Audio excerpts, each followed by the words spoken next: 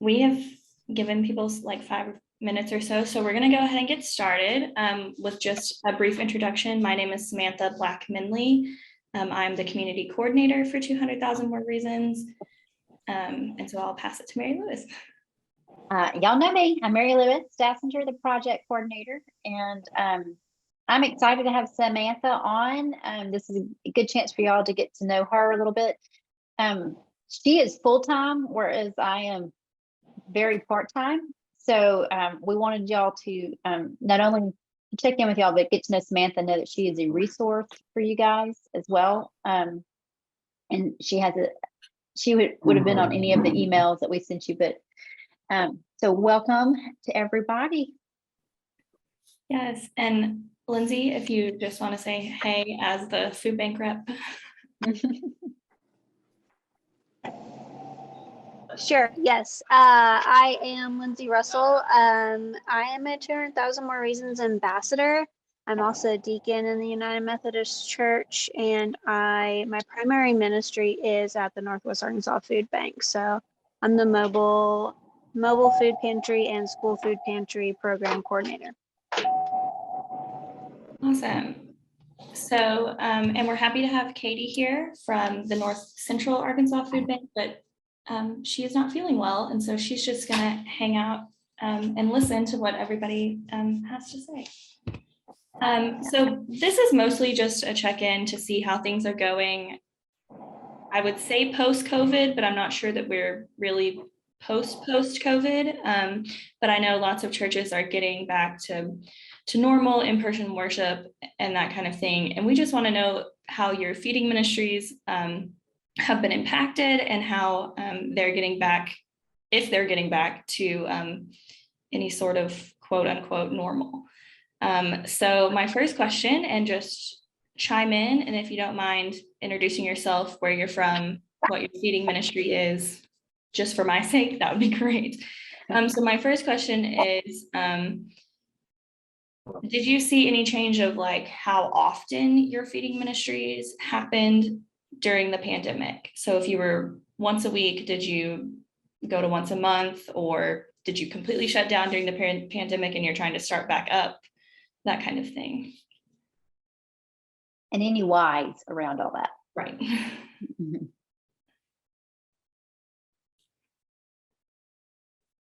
Did everybody stay open for the most part?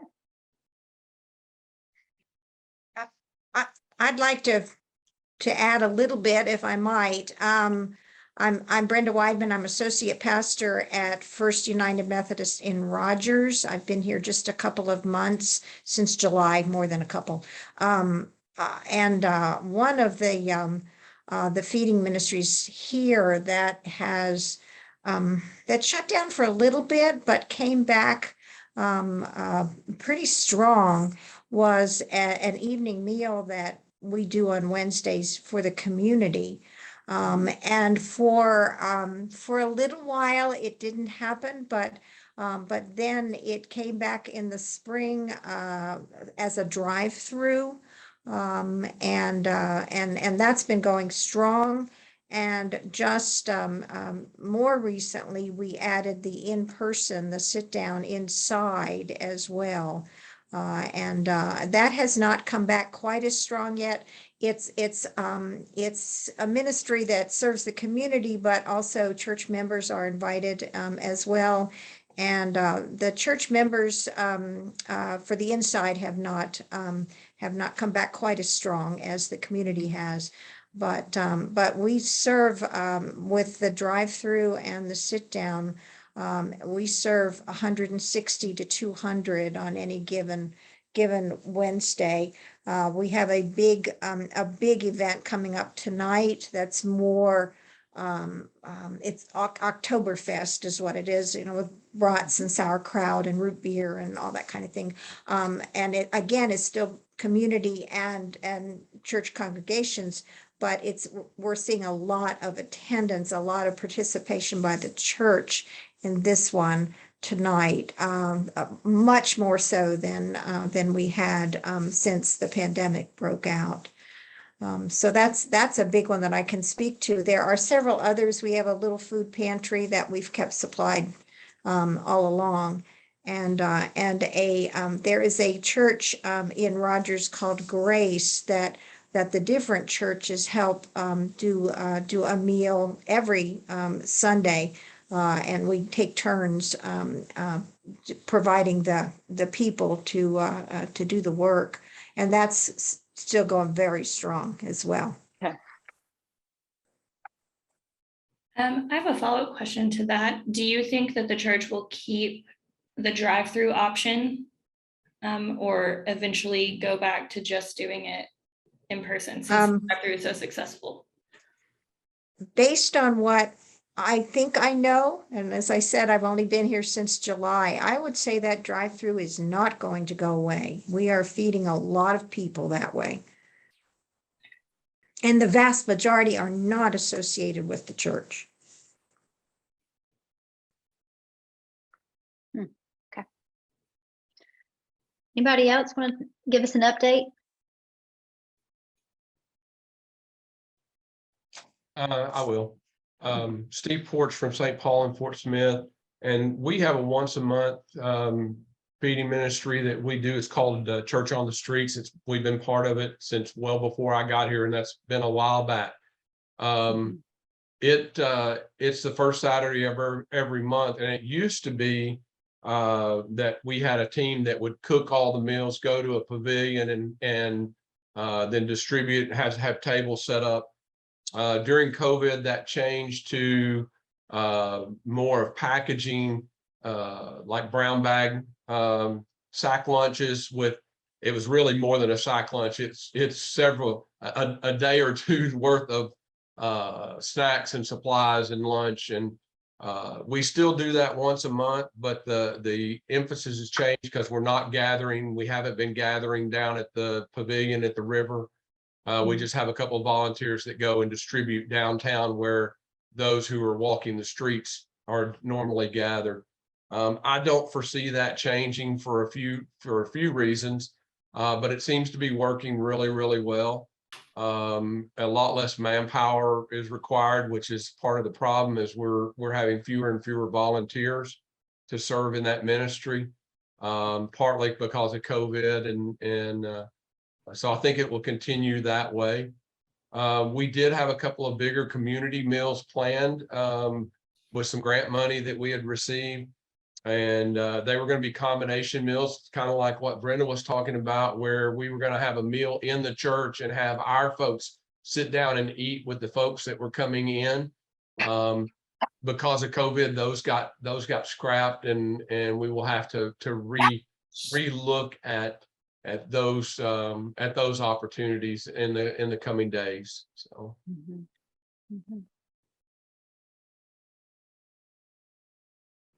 Thanks, Steve. Yep. Anybody else? This is Lisa Martins from Bentonville First United Methodist. Hi, Lisa. Hi, everybody. Hi, everybody. We too shut down our Tuesday night dinner, had a sit-down meal every Tuesday night in 2020, and we have not reopened it, partly because we don't have the manpower to staff it. It's extremely labor intensive, and I need someone to run it if we're going to do it. However, we were fortunate enough to have a company called the Good Charcoal Company out of New York. They sell charcoal, and they're doing this all over the country, where they've been serving, giving out coupons, I think 200 coupons twice a month, the first and the last Tuesday of every month, for people to get a hot meal at a food truck nearby. So we are being able to do that without any cost to us, which is awesome. So they are being able to get that twice a month. So we feel like that kind of offset it, although it doesn't have the, the community part, which was kind of a big deal for people. So you don't have the community, but they are getting fed. Okay. Is the coupon thing something everybody could look at? I don't know how much they would want to expand it. They already do it in several communities across the country. Did they pick communities? Okay. Yeah. Okay. That's kind of a unique idea. It Go is ahead. pretty cool. I was going to tell you a couple of in the district, just around this area, you know, several of our churches did have a community meal, and a lot of them shut those down during COVID, and some of them are slow to come back. But what I saw happen was, since they couldn't come for the meal, volunteers started packing up the sack lunches and going out.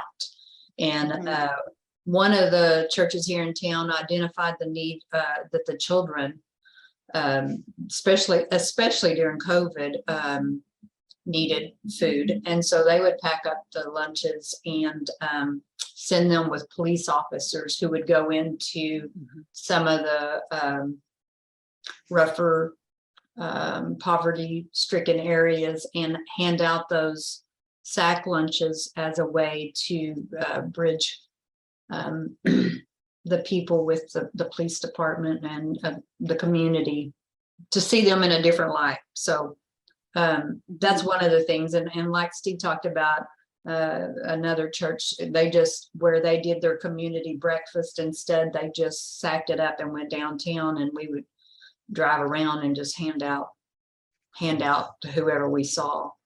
And then if you had leftovers, we'd go to an apartment complex and hand them out. So those are some of the things.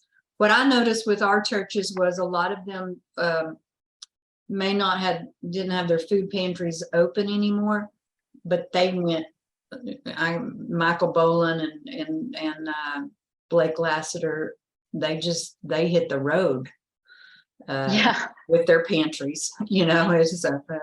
So there was a lot of cool ways that people rethought the process. Since we couldn't bring people in, they were taking them and going out. Thanks, Becky.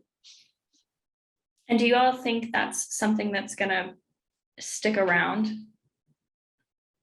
for lack of volunteers, for easier ways to just distribute the food? Is that something we think is gonna continue even post-COVID? I see it continuing. So what are the challenges of doing that? You know, these, like, what are the costs? I know the costs are probably for packaging materials, yes. What are the other costs that are maybe something to look at finding grant money for? You know, I wasn't in on that part of it. I normally was just on the delivery crew, but I would assume that the meal prep, the meal prep, and one of the things that was so popular was hot coffee. Because we would fill up cups of coffee and go out, and that was just like a gift to someone. I'm going to tell you another thing. One of my experiences, and I've told you this before, Mary Lewis, was in the food pantry boxes we passed out at one of the churches. We put toilet paper in every box, and I had a mother cry over the toilet paper. And it was just it's something that from my childhood I remember, and so it was a really cool. It was cool to be involved in that. Yeah. We forget that people might have to choose not to buy toilet paper some months, some weeks, some days. Yeah. Okay. Can I add a little bit? I see one of our church members is with us. I don't know if she wants to, Harriet Mack, this is Brenda Weidman, just speaking up. And I'm going to speak again primarily for our Wednesday night meal. We are truly blessed with a group of volunteers that are committed to this. You know, that's not always the case, and Steve talked about that challenge. But I would say the challenge a little bit more, but we're meeting the challenge at the moment, has been for the expense of the food. You mentioned packaging materials, of course, that's an expense as well. But to date, whenever that was expressed to the church congregation, the congregation stepped up to provide. We're not losing money on this. We have volunteers that are stepping up in all cases, and so that's that is truly a blessing. So at least because we're downtown, the need is greater here for that community meal. And we do have some homeless folks that are in the area. So we see them almost every week. So I guess the point I wanted to make is that the expense, the things, the typical things are volunteers, person power, and expense for the food and the packaging materials. And at the moment in our church, and I hope it continues for a very long time, we're meeting both of those, but I know those are needs that are sometimes hard to meet. Okay, thank you.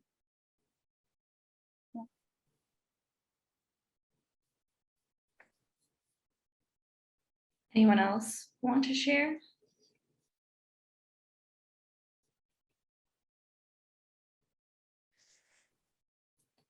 Okay, I have a question that I think I might already know the answer to, but during the pandemic, did you see a lot more people? I assume yes. Is that the case across the For board? different groups of people, like tell Right. us about how you might have seen the changes of people from then to now. And their needs, if you know some of their needs, like anything surprise you about what you saw? This is Lisa again at Bentonville, First United Methodist. At first the numbers dropped because I think, fear was gripping everybody and everybody was staying home. And then it increased. It's been pretty steady in the last year. We have 2 times a month when it's busier because we give out diapers one time and personal care the other time. And we give out the coupons for the hot meal. So our regulars know that and show up for that. The other weeks are a little bit lower. But I noticed maybe 2 things. We did have people that would make comments. I've never done this before. I'm between jobs. I lost my job. I couldn't work because of COVID. So we did see that quite a bit. Not seeing that quite as much now. However, we also give out some financial aid every week for eviction and shut off notices.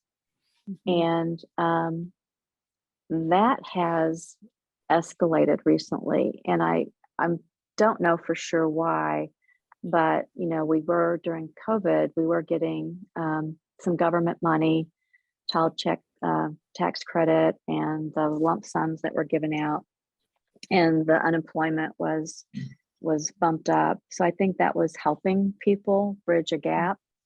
And now we've had, I've helped with it the last 2 weeks, and we had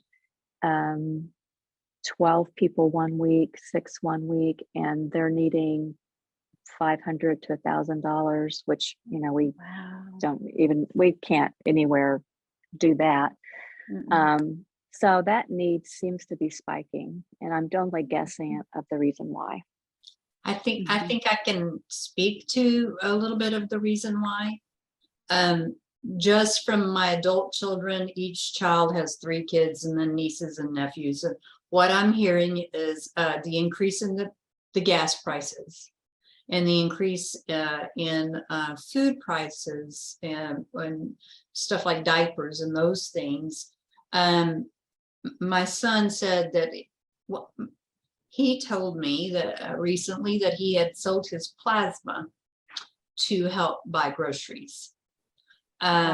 He lives outside of town and drives to work every day, and the increase in the gas prices were so much that it was affecting his food budget.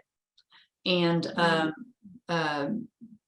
so another niece told me that her utilities were so much higher right now than they've been. And so I think what I'm hearing is we've gone from COVID into, we're still in COVID, like Samantha said, but the increase in the prices and inflation on some things is causing those that were on the edge to struggle. Mhm. Yeah, I agree. And when you talk about grant money, our cost of foods for the pantry has gone up 32% this year over last year. So Wow. really, I just need money to buy food. Yeah, yeah. Okay. That's just 32% for you guys. That's also probably for everybody, right? If we were to do the math, these young families. Yeah, I would assume. Mhm. I'm definitely seeing it with families that normally wouldn't have that issue. Right. I'm sorry, Steve, I interrupted. I think That's okay. We've seen the same thing with our diaper ministry that we do, which is that's our biggest ministry here. And it was every other month until COVID hit. And the biggest thing for us has been supply chain issues have made it hard for us to acquire the diapers that we give away. And the cost of those diapers has gone up. Now we got a huge grant and so we're okay money wise, but we have definitely seen the increased need. We get more calls because we don't give them away between our distributions because we couldn't keep enough to do that. We have enough for some emergency purposes, but we are getting calls almost every day of people who are in need of diapers. They just can't afford to have diapers and food. And so the need is greater. The problem is the supply chain issues are keeping us from doing what we need to do. We're basically every third or fourth month, and that's if we can get the diapers in. I don't know if that's happening with food issues as well, but that's been the biggest killer for us is not being able to get the stuff we need to give away. Steve, I don't know where you're Yes. at, but there's a new diaper bank in Springdale now that we've partnered with. Okay, So we're in Fort Smith, okay. and there is nothing like that down here at all. I mean, we're Yeah. going through a retailer that we just have to buy retail and Yeah, we used get to the best drive price we can. to Springfield to get ours, and then Springdale opened up. So they do charge you an annual fee. I think we're at the high end of the larger, and I think it's $400 a year. So Okay, I may check into that then. I mean, because driving to Springdale is not that far from Fort Smith. If it saves us money and we can get a good supply. Right. I think we've kind of addressed a little bit my next question, but since you've seen the increase and prices have gone up, do you think you fully have the capacity to serve everybody who is showing a need? I think I'm hearing the answer is no across the board. Does anyone have any comments about what we could do besides more money to buy food, more money to buy things like that to help capacity wise? well, this is Lisa again. I think we're serving everyone. We're not turning anyone away. So I think we're serving everybody that needs to be served in our area. We just know the cost is going up. So we're fine on our budget, but we're cautious because we know that, our contributions are down a little bit and costs are up. So we just are, try to be very cautious. I've heard from several of y'all, you're fine on your budgets, but I don't know how much of this is still left over from COVID, and inflation just hasn't hit the pocketbooks of those who's giving as much yet. Is anybody struggling to meet their budget? Like they just don't have the support? And if so, what kind of size church are you and where are you?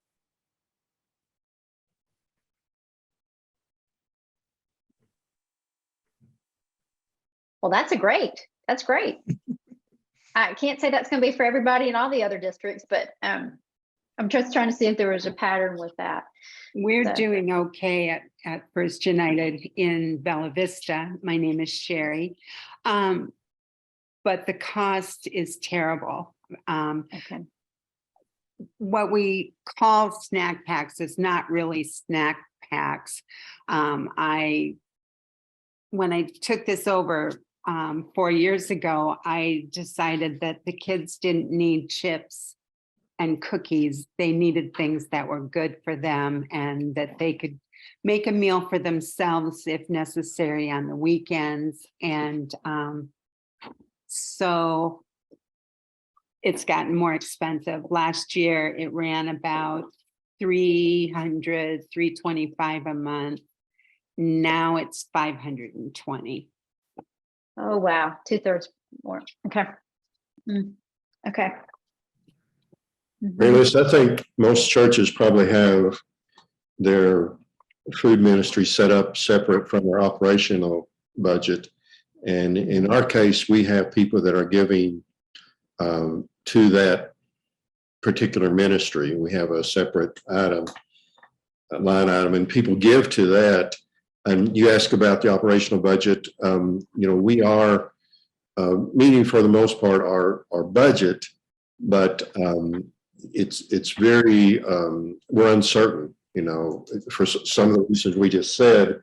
I don't know that 6 months from now, if people are going to be able to continue to support the ministry. Right now, I didn't speak earlier, but we are just now getting back into the swing of post-COVID, and people are excited about it and giving, and we have a pretty strong group of volunteers. Pat Bartlett is on this call, and she leads that ministry, and she may want to speak to that. But I'm not sure that for our church, and I can't speak for anyone else, but for our church, I'm not sure that the momentum is going to continue to be there. We have enough volunteers to handle it, but we have talked about expanding that ministry and doing certain things. So to answer your question, I think right now, today, we are okay. The summer, the winter months and the holidays are going to take its toll. Pat, did you want to speak to that? Yeah, Mike, I think my concern right now is these winter months I think we all had to flip on the heat this past week. And my concern is we're starting to see, the families. I think somebody mentioned, I've never had to do this before. We've not seen that a whole lot in this last half of the year, but the first half of the year, we definitely seen people saying, I've never had to come to a food bank, or I've never had to ask for help. My concern is what this last half of the year is going to be like, with the winter coming on and inflation continues to rise. We have people come in and say, I can barely afford gas. I don't know what I'm going to do. And then when they can't pay, if they can't get gas to go to work, they're not going to be able to buy groceries. So I do think that around November, December timeframe, we're really going to start to get hit really hard with need. Okay. Yeah. While we have Lindsay and Katie listening to, talk to us a little bit about your supply issues. Steve, I know you mentioned that around diapers, but what about food? Are y'all having trouble with food? And I think Lindsay and Katie they're experiencing some stuff too, but I want to just kind of hear from you all about supply chain issues around food. Is anybody having trouble buying the food?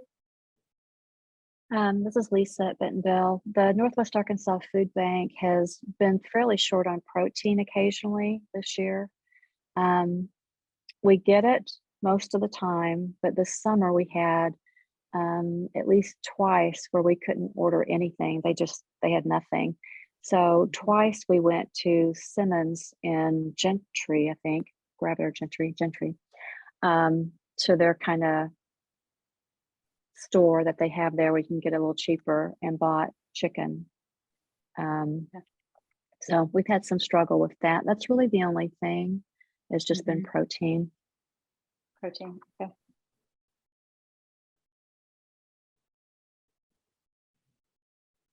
Anybody else? Yeah, I will say that we have had to rethink amounts that we are doing for our own programs so that we will have enough for both our agencies and our own programs. So produce has been an issue. So we've had to kind of cut back on, like at mobile distributions, we've had to cut back on how much produce we're giving so that we can make sure we have enough produce throughout the end of the week for our own programs and our agencies. So even at the food bank, we're having to rethink kind of how much product we're giving out because we just can't get all the product that we need or that other folks need because inflation hits us as well.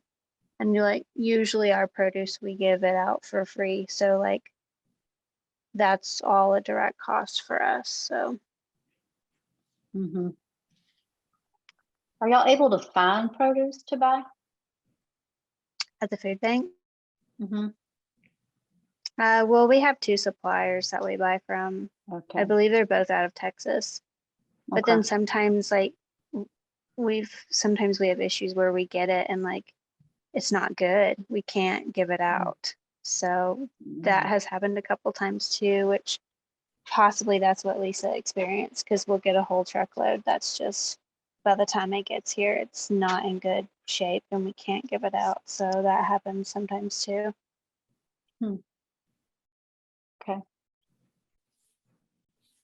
And Lindsay, what are y'all doing at the food bank?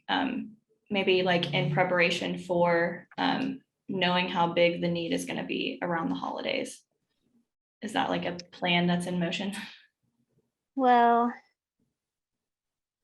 we have just recently made the decision, and I guess I can share this because we've been sharing it with the people who are coming through, but in terms of mobile pantries, we've just made the decision that we used to give out boxes based on how many people were in the household, and now we've just had to go to 1 box of everything per household, regardless of size, because we are seeing such a huge, like our mobile pantries, we hand out so much, and so we just can't keep sustaining this right now, especially because November is always our biggest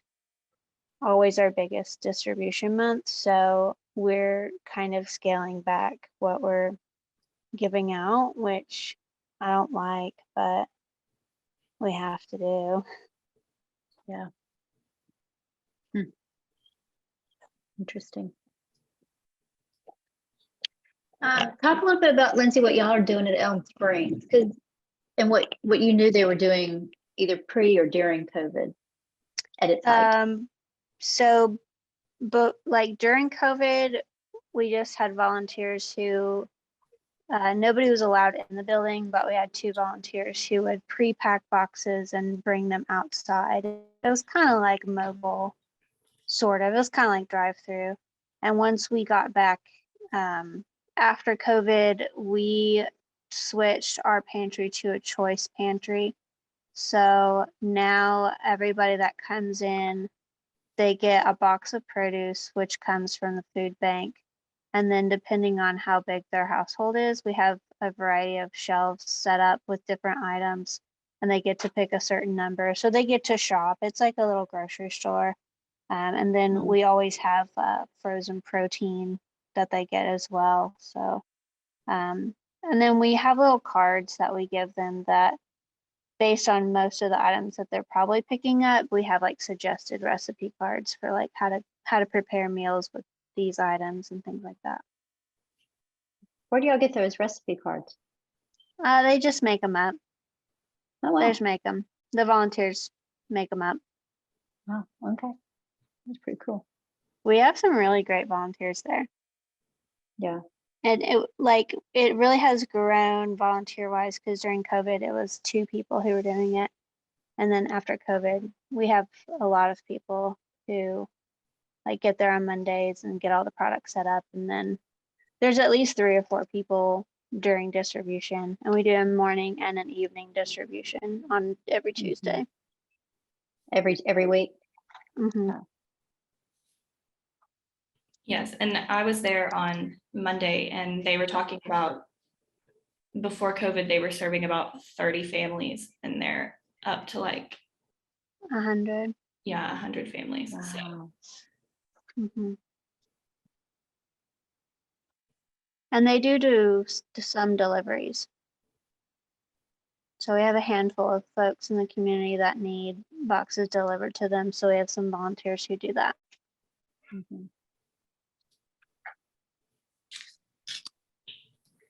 That's one of the biggest conundrums for everybody is volunteer power, the human resources that we all need for these. Because, being the church, we want as much interaction with these families and people as possible.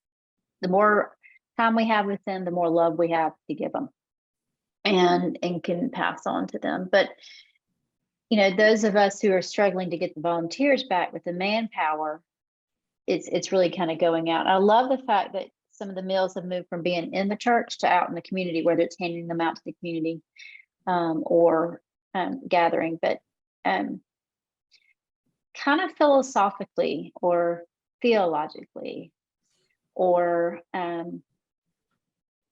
just practical, what does it mean for us to be able to return to those spaces that allow deeper interaction with people? During COVID, because I was part of it, they're in the front, they pop the trunk, you put the groceries in and you go. And you can say hi and you get to know people, but that interaction is such a limited amount. What are your thoughts? What are your hopes? Yeah, let's talk a little bit about that.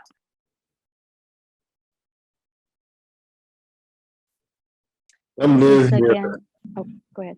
Go ahead. Go ahead, Mike. We just, oh, yeah, go ahead, I'm Mike. sorry. Lisa, you can speak. I couldn't see you. We just had a meeting about this yesterday because we do drive through now as well since COVID. And, do we go back inside? Do we not? Pros and cons. And the biggest con is that we don't have as much interaction with people. And you do get some, we greet them and talk to them a bit. But it's limited. And certainly the Tuesday night dinner was when you had a lot of interaction, and not only with just the volunteers and the guests, but among the guests. The guests built relationships with each other and would offer, assistance when there was an issue, or, they would give advice about a particular problem, or just listen to whatever the issue was. So I do feel like we're missing that. I don't think that we are willing to go back completely inside for pantry give out. For one thing, we have a parking issue. There's no place for people to park to come in. So we've talked about, well, do we have a specific volunteer that just walks the line and offers to be a listening ear? We don't have a solution, but we have had that conversation.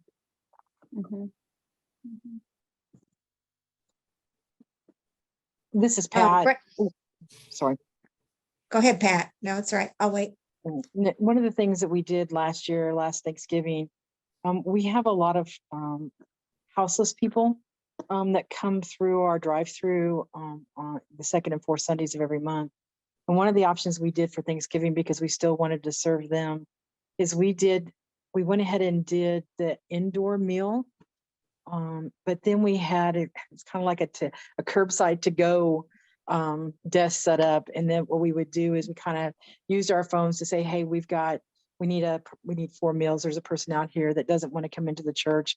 And so we would just make sure that we had somebody manning that little table. That way they could provide the people that weren't comfortable coming into the church. And then we'd also offer a prayer. That way they knew that we were still loving on them. they didn't have to come in, but we were still there for them. So that's one of the things that we did last year. We have talked about coming back into the church, but because of our houseless people, and I like to call them houseless because they have a home with our church, but they just don't have a place to reside, right? But I think, we've thought a lot about that, and some of our people just aren't comfortable. And we're thinking seriously about maybe doing what we did for Thanksgiving, is where we do, an inside meal for those that feel comfortable, especially with the weather getting colder, and then still having like a table set up to say, hey, here you go. So that's one of the things we're looking at. Mike, do you have anything to add?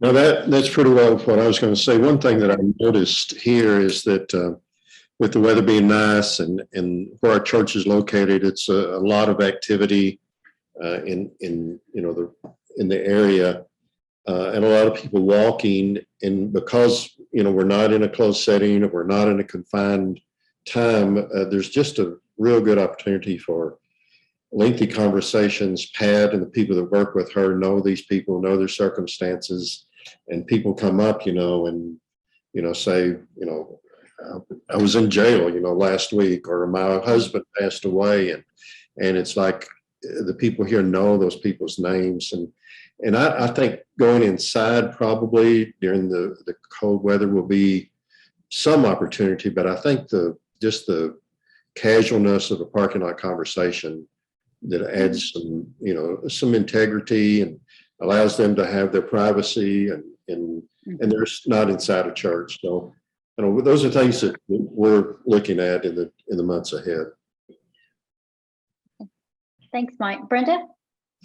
I was just going to add that the inside meal, and typically we see about 30, the most of whom are guests as opposed to church congregation.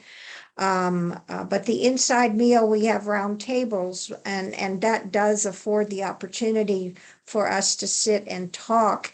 And certainly we have, because of those conversations, we have met other needs than food insecurity, just as a result of finding out about them, and the guests being willing to let us know about them, and know that we care, and if there is some need we can meet other than tonight's meal, we are more than willing to help with that as we are able to. So that opportunity for conversation is good. Thanks. I was going to offer an observation from one of our churches that had a pantry. I thought it was a really cool idea. They realized they were seeing some of the same people on a regular basis. And so what they started doing was having a monthly birthday cake on site. And that month they would, once a month, they would celebrate those monthly birthdays of the regulars. Hey, who had a birthday this month? We got the cake and all that. And it started to be, there was this connection because of the birthdays. And then they started to be able to offer prayer around it and these different things. I thought the birthday was such a cool idea, as far as the connectional piece. And it sometimes was maybe the only recognition that person would get for their birthday. So. Great idea. That is a great idea. And everybody wants to celebrate their birthday. I mean, and it's just the acknowledgement, and we all have them. Yep. So I think that's a great one. And everybody gets cake. I think that's great. Yeah. I love that. I love that. All right. I will say, it does worry me in like how isolated we are in our society and how we've become so disconnected from each other. Like we don't hardly even see each other as human beings together on this planet anymore. And as someone who does 3 drive-through distributions a week, and I don't get that connection piece, like it does worry me that our only interaction with people, it's just putting boxes in their cars and you don't get to know them. So you don't really feel like you're connecting with them, or it's it's not good for the people receiving, and it's not good for the volunteers either, because then the volunteers maybe don't even experience it as connecting with another human being. They just experience it as, here's another hungry vehicle, I'm putting food in this car. So Yeah. that's my worry around, like, I know the necessity and I know it's more efficient to do it this way, but it still worries me, the loss of connection. Mhm.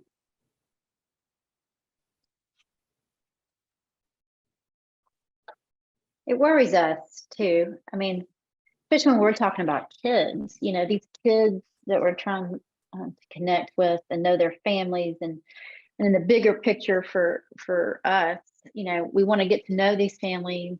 And if those kids are struggling reading, we want to help them learn how to read better. Or, and then if that family has some instability, be it around mental health, around lack of parenting skills, or, you know, whatever that family needs, if it's just a transaction of here are your groceries, we don't ever get to those other points on that trajectory or lifeline for these kids to change their context when they're adults. And so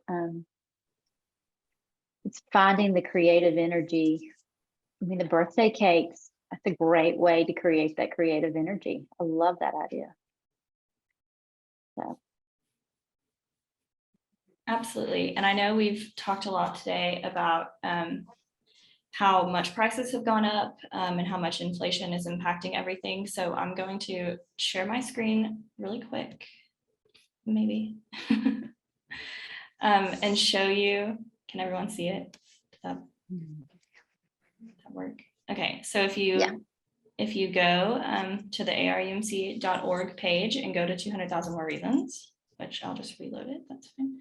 And if you scroll down here to grant applications, reports, and awards,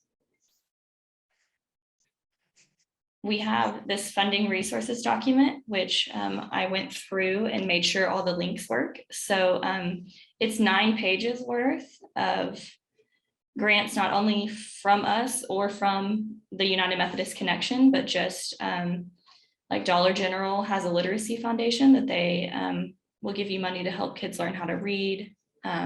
And so there's just a variety of grant opportunities that you may have heard of or you may not have heard of, but we just wanted to make sure that you knew that that resource was available. And of course, we have lots and lots of resources. If you check out our website and all of the links that are available there as well. And then one last thing, I'm going to stop sharing that. One last thing. Oh. I just want to say that document's been created for a long time, so there's just not a whole lot new, but those programs still exist. And so it sounds like all y'all are in good budget shape right now, but I will say they have certain windows of application, and I've looked at trying to apply for them as a large organization, then to sub-grant it. They don't want to do that a lot. So that's why I can't write a lot of grants outside of the programs, but they do like to give to direct services. So if y'all do find yourself struggling, go ahead and look ahead and see where that those deadlines are, because some have small windows, some are rolling. And the Hunger Relief Alliance, they give out a bunch of grants every year. You do have to pay to be a member. I think it's $25 a year, but they'll give out thousands of dollars in grants. And a lot of them are capacity building grants. So they don't have to be for food. They can be for food. They don't have to be. And so they give you a little more flexibility with those grants. Yes, and we just want to give you a couple of reminders of things coming down the pipeline. We are in the middle of Collectober for In-Gathering, which is on November 12th. If you would like to come volunteer in Little Rock, we would really appreciate it. And then I also want to give you all a reminder to fill out your 200,000 More Reasons charge conference paperwork. We really depend on that to know what's happening at your church, what ministries have stopped, what ministries you've started and the ways that you're impacting your community. And so that's really helpful for us and really helpful data for us to have. And And Amy's Amy- saying, please share your photos.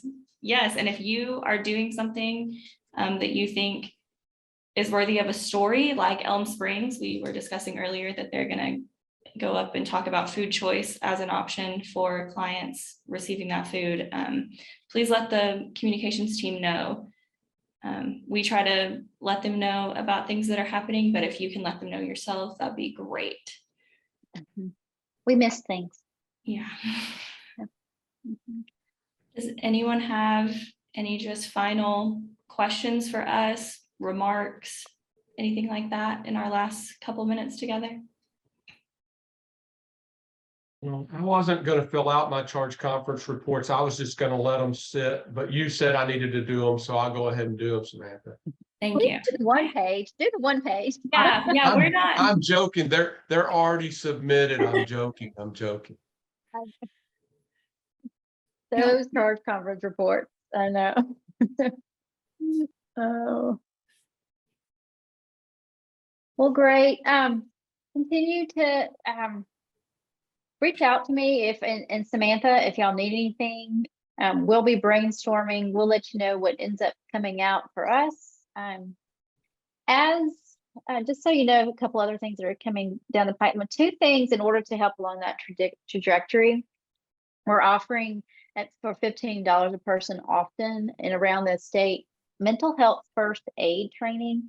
And you may be thinking, why do I need that? But we really want, we're offering that because we know as you interact with people, knowing how to respond in situations helps promote stability for those families. If somebody's in a mental health crisis, then you learn about ways to respond, to connect, to resource.